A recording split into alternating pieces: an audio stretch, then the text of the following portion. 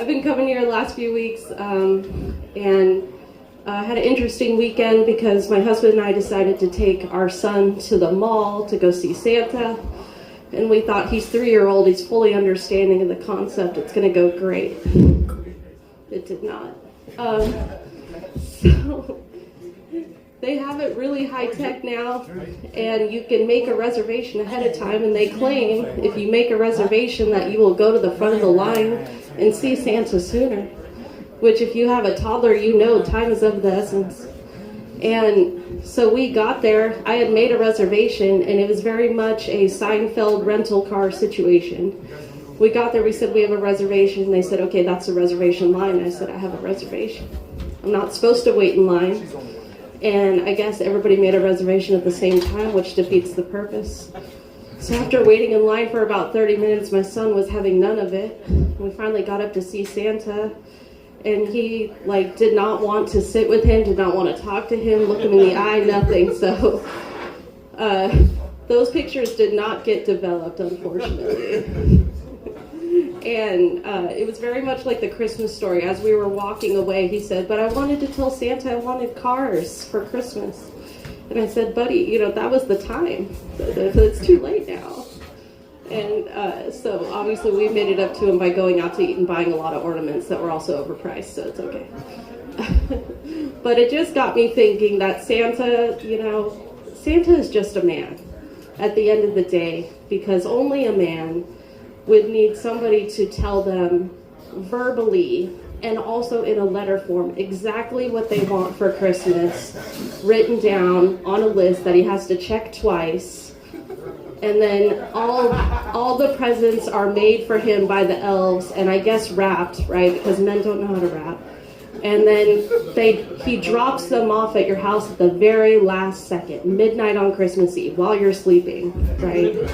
They just appear, And I'm convinced that Santa was invented by men and dads just so that they would get credit for some of the gifts under the tree. Because the dads are just as shocked as the kids are when the gifts get unwrapped. They're like, we got him that? That's amazing. That's exactly what I thought. And no hate to Santa. He's a good guy.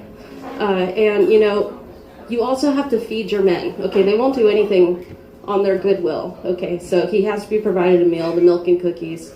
I'm pretty sure it used to be whiskey and cookies, and they changed it over the years. I'm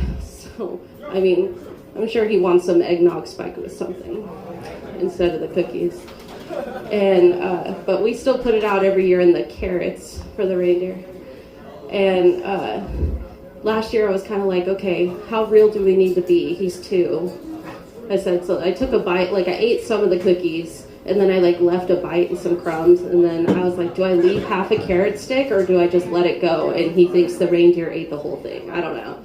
So when he woke up, he was like, oh my God, Santa was here. I said, okay, great, perfect. So later that night, we were reading him his favorite book right now, which is 'Twas the Night Before Christmas. And some good, kind-hearted soul gifted us the version where if you push the buttons, it makes lots of music and sounds based on the part in the book it's in. And don't do that to your friends, kids. We're just trying to get through the book as fast as possible. That just extends the time. But the thing about 'Twas the Night Before Christmas has some situations in there that makes me question. So, they're all through the house. Not a creature was stirring, not even a mouse. So, are humans included in the creature count? Because if not, then that's suspicious, right? Because how many creatures are really in your house besides your dog and your cat? Are you having lizards and birds and that situation? And then not even a mouse. So are you friends with the mouse? Are you expecting a mouse to be in your house? Are you cool with the mouse? That's Jerry. He lives in the corner. He was asleep too. I don't know. I kind of feel like the fact that they knew a mouse was in their house and they were okay with it is a problem. And like I said, the dad opened up the window in the story and he's like, oh, it's just Santa. Great. So glad he's on time.